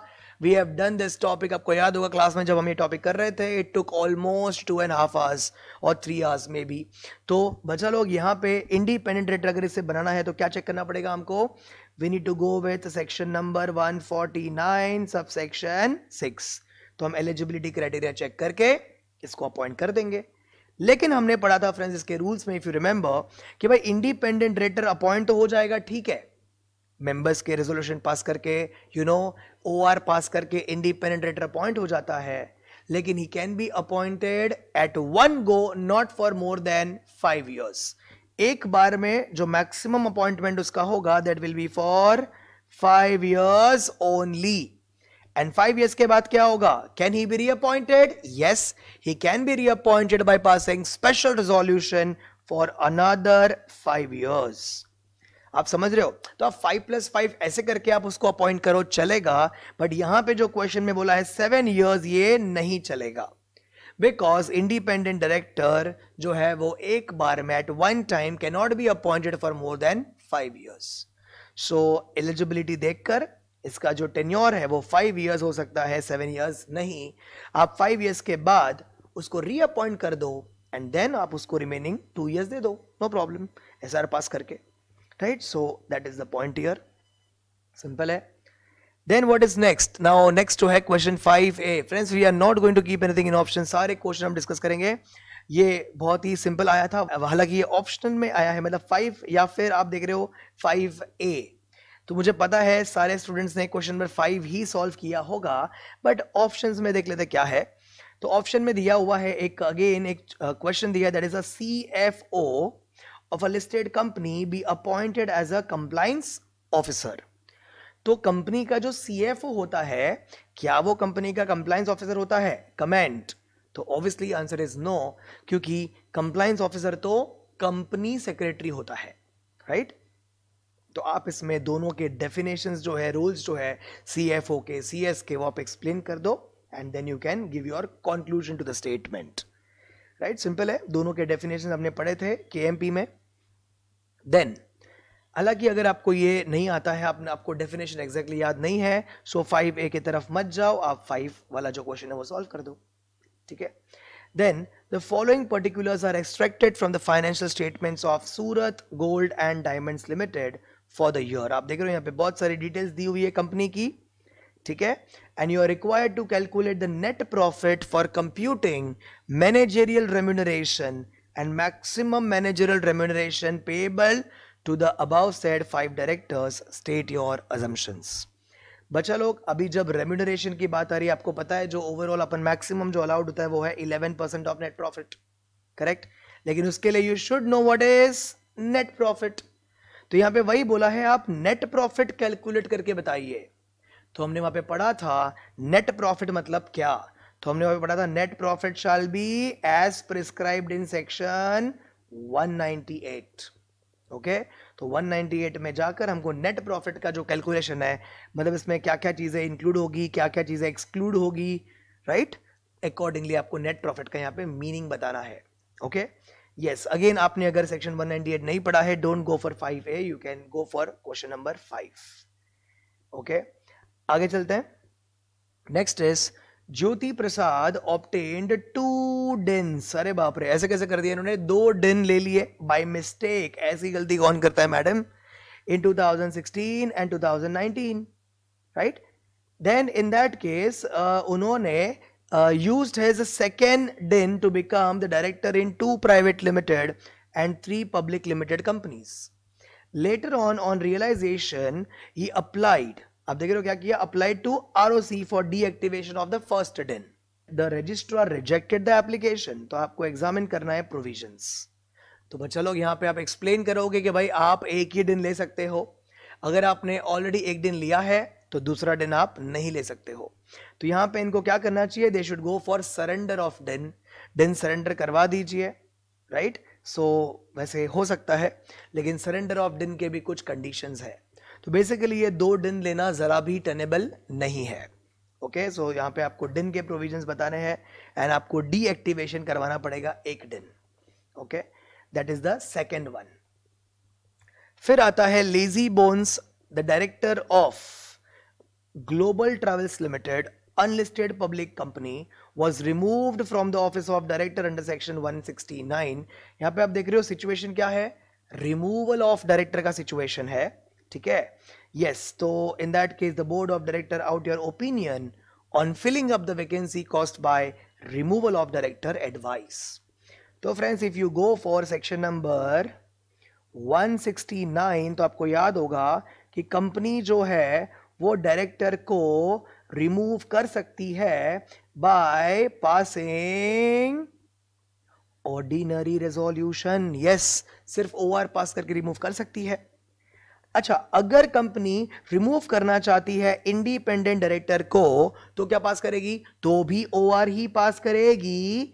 लेकिन अगर कंपनी रिमूव करना चाहती है एक ऐसे इंडिपेंडेंट डायरेक्टर को who is enjoying his second tenure, जो अपने सेकेंड टेन्योर में है, मतलब जो ऑलरेडी रीअपॉइंट हुआ है, तो सेकेंड टेन्योर वाले इंडिपेंडेंट डायरेक्टर को अगर आप रिमूव करना चाहते हो तो आपको पास करना पड़ेगा वहां पे स्पेशल रेजोल्यूशन. समझ में आ रही है बात? तो इस तरीके से आपको एक्सप्लेन करना है. अच्छा, हालांकि question was regarding filling up the vacancy. तो यहां पे जो वैकेंसी हुई है उसको फिलअप कैसे करेंगे?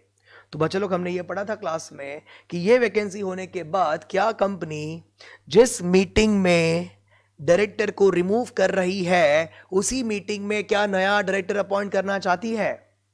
इफ यस, तो आप उस मीटिंग का, हालांकि ये रिमूव करने के लिए भी जो आपने जनरल मीटिंग बुलाई होगी उस मीटिंग का आपको देना पड़ेगा स्पेशल नोटिस. करेक्ट, ये हमने पढ़ा था. सिमिलरली, अगर कंपनी सेम मीटिंग में नए पर्सन को अपॉइंट करना चाहती है एज अ डायरेक्टर इसके बदले, तो नए डायरेक्टर को अपॉइंट करने के लिए भी जो मीटिंग बुलाई जा रही है उसमें आप क्या करो? स्पेशल नोटिस दो एंड उस पर्सन की डिटेल्स उस नोटिस में लिखो, ताकि सारे मेंबर्स जो है वो नोटिस पढ़कर आए और अपना वोट तैयार रखे. ओके, तो ये एक पॉइंट था कि अगर कंपनी सेम मीटिंग में अपॉइंट करना चाहती है नया पर्सन को तो क्या होगा. अच्छा, व्हाट इफ कंपनी अपॉइंट करना नहीं चाहती सेम मीटिंग में किसी पर्सन को, ये इसको निकाल दिया बस, और नए वाले को रखना नहीं चाहती, तो क्या होगा? तो in that case what will happen? Answer is in that case that vacancy shall be filled up under section 161 sub section 4, that is by the way of casual vacancy, जो आपने अलग से पढ़ा था. Okay, so that is the point here. I hope this is clear to all. ये अपना concept था removal का, तो आप वो एक्सप्लेन कर देंगे पूरा यहाँ पे, ठीक है. यस, आगे चलते हैं. नेक्स्ट वन इज, आप देख रहे हो यहाँ पे कुछ इंफॉर्मेशन दी गई है एंड यहाँ पे पूछा गया है कि which companies are required to constitute NRC. बच्चा लोग, एनआरसी बोला है तो हमने एनआरसी के बारे में पढ़ा था, राइट. तो कौन कौन सी कंपनी? तो आप देख रहे हो फर्स्ट कंपनी जो है वो है स्काई लिमिटेड, जो कि है एक लिस्टेड कंपनी. तो आपको पता है लिस्टेड कंपनी के लिए तो वैसे भी क्या है, इट इज कंपलसरी, तो यस, इसको तो करना ही पड़ेगा. फिर आता है अर्थ लिमिटेड. अर्थ लिमिटेड को क्या एनआरसी फॉर्म करना पड़ेगा? तो आपको पता है इसकी जो एप्लीकेबिलिटी थी वहां पे बोला गया था कि भाई लिस्टेड कंपनी के लिए कंपलसरी है. For public company which is unlisted, तो उसके लिए अपन को देखना पड़ेगा paid up share capital is 10 CR और मोर और नॉट, राइट. अगर 10 CR और मोर है तो अपॉइंट करना पड़ेगा. तो यस, यहां पे आप देख रहे हो इनका जो पेड अप शेयर कैपिटल है वो 10 CR और मोर है. या फिर अपन देखते हैं टर्नओवर. तो एनुअल टर्नओवर इज 100 CR और मोर, तो भी हो सकता है। तो आप देख रहे हो वो भी यहाँ पे क्रॉस हो रहा है, राइट। बोरोइंग नहीं हो रहा है, कोई बात नहीं, इसमें से अगर एक भी हो गया तो अपॉइंट करेंगे, हम एनआरसी फॉर्म करेंगे। तो आंसर इज यस अगेन। फिर वाटर प्राइवेट लिमिटेड, अभी यहाँ पे बात किसकी हो रही है? वाटर प्राइवेट लिमिटेड की बात हो रही है। तो क्या ये वाटर प्राइवेट लिमिटेड में हमको एनआरसी फॉर्म करनी पड़ेगी? तो क्या लगता है आंसर क्या है? लेकिन एक बात सुन लो, ये वाटर प्राइवेट लिमिटेड जो है लिखा है, it is a subsidiary of earth limited. Subsidiary of earth limited. Earth limited कौन है? एक पब्लिक कंपनी है, राइट। तो ये पब्लिक कंपनी का क्या है? सब्सिडरी है। तो यस, यहां पे answer will be again yes. तो I hope this is clear to everyone, right. आगे चलते हैं। Can chairman of the company also chair the NRC? तो बच्चा लोग यहां पे आंसर आएगा नो। यस, अगर आप ये एनआरसी के चीज प्रोविजंस पढ़ते हो, हमने ये पढ़ा था, I will take you to that point. NRC, yes, जो चेयरमैन है कंपनी के, वो क्या कर सकते हैं? उसके मेंबर बन सकते हैं कमेटी के, ठीक है। यस, लेकिन चेयर नहीं कर सकते। ये देखो NRC, yes, here you can C friends. तो यहां पे आता है कंपोजिशन। यस, देखो फ्रेंड्स, तो यहां पे बोला जा रहा है the chairman of the company, ये रे, the chairman of the company may be appointed as a member of NRC but shall not chair such committee. Chair नहीं कर सकते, राइट। सो उसका भी हमने जवाब दे दिया। What is the minimum number of executive directors and independent directors on NRC? तो again we go to the composition only, कि भाई ये जो कमिटी है इसका कंपोजिशन क्या होगा? तो 3 और more non executive directors, out of which not less than 1/2 shall be independent director. Okay, then जो चेयरमैन का पार्ट मैंने आपको ऑलरेडी बता दिया, so that way you are going to answer this, ठीक है। हालांकि यहाँ पे आप देख रहे हो composition of NRC under SEBI LODR क्या है। For listed companies you will have to follow this as a composition, that is at least 3 directors, all directors shall be non-executive directors, at least 50% shall be independent director and so on, right? तो friends आप देख रहे हो यहाँ पे जो पूछा गया था वो बोला था what is the minimum number of executive and independent, बाकी तो कुछ बोला नहीं। तो हम दोनों के बारे में लिख देंगे वहां पर, लिस्टेड के बारे में भी और दूसरे कंपनी के बारे में भी। फिर what is the quorum and the number of meetings of NRC in a financial year? तो आप देख रहे हो फ्रेंड्स यहाँ पे कोरम और मीटिंग के बारे में बात हो रही है। तो यहाँ पे क्लियरली बोल रहा है SS1 कि NRC shall meet as often as necessary subject to the minimum number and frequency prescribe by the law, right. तो एक तो नंबर ऑफ मीटिंग्स के बारे में बात हो रही है, तो आप वो प्रोविजंस यहाँ पे एक्सप्लेन करेंगे। एंड यहाँ पे LODR के जो प्रोविजन है वो कह रहा है कि एनआरसी जो है they shall meet at least once in a year, तो एटलीस्ट एक मीटिंग तो होनी ही चाहिए, ठीक है। तो मीटिंग कितनी होती है अपन ने जवाब दे दिया, अब बात करनी है कोरम के बारे में। तो friends what is the quorum for this meeting, committee meeting? तो आप देख रहे हो पे क्लियरली बोला गया है कि कोरम जो होगा एनआरसी का, यस, वो क्या होने वाला है? The quorum shall be constituted by board, okay, shall be as prescribed by board, and if no such thing is specified by board, तो सारे ही members का presence होना जरूरी बन जाएगा to form the quorum। quorum form करने के लिए सारे members committee के present होना compulsory हो जाएगा। So that is the point। and then आप आते हो LODR में, तो quorum यहाँ पे थोड़ा सा अलग है, either 2 members और 1/3 of the total number of members of committee whichever is greater, जिसमें से एक इंडिपेंडेंट डायरेक्टर भी होना चाहिए, ठीक है। सो इस तरीके से है, आई होप दिस इज क्लियर। तो हमने ये सारे आंसर दे दिए फ्रेंड्स। अभी पार्ट सी जो है, पार्ट 3, यस, यहाँ पे क्या बोला है?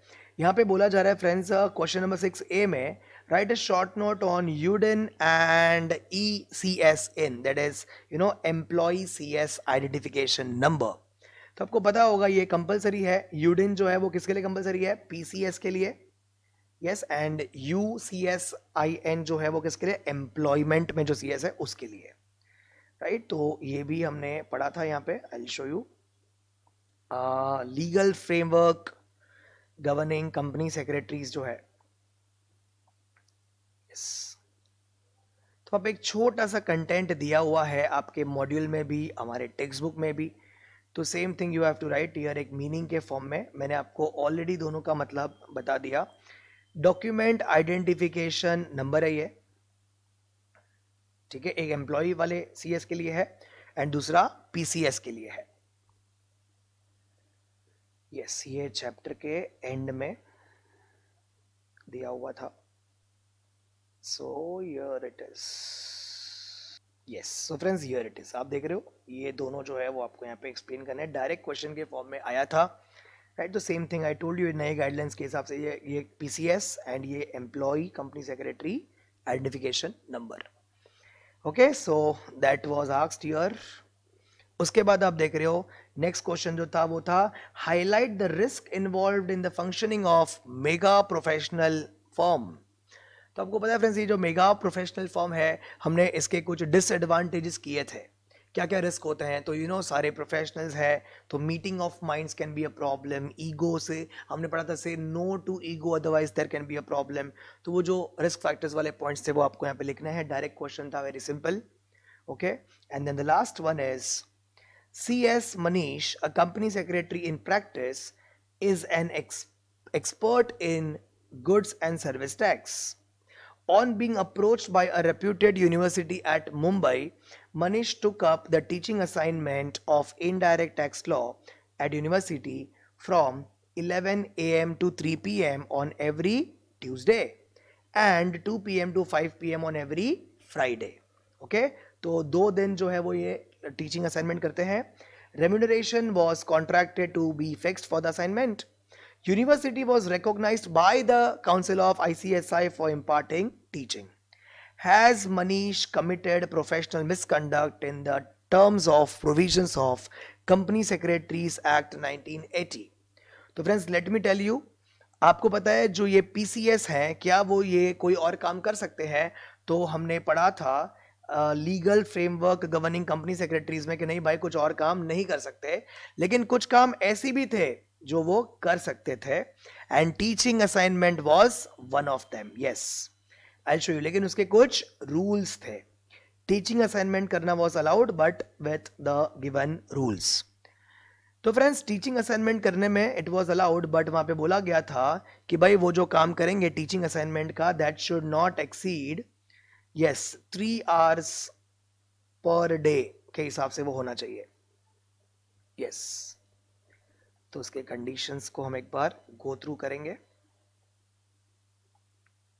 देखो फ्रेंड्स, ये रहा, तो ये सारे काम करना अलाउड तो है, but teaching assignment is allowed under the coaching organisation of institute, other institute such as you can see institute of cost and works accountants of India, ICAI, management institutes, university and any college affiliated to university, such other organization as may be recognized by the council of ICSI from time to time.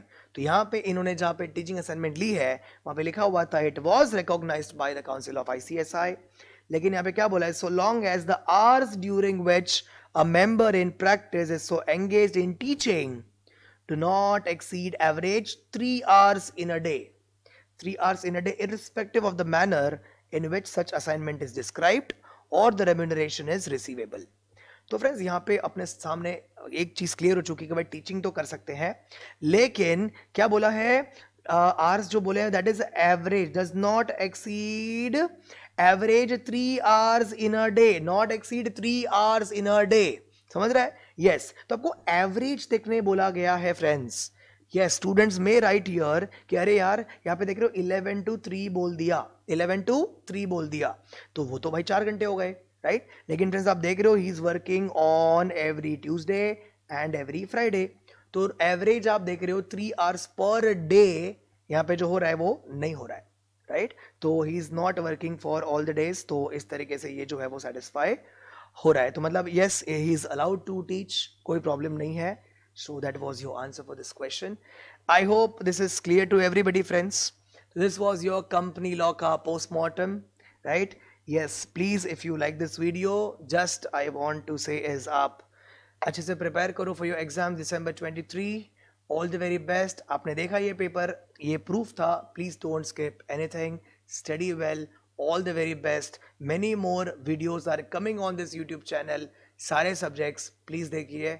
Thank you so much. All the very best. Bye bye.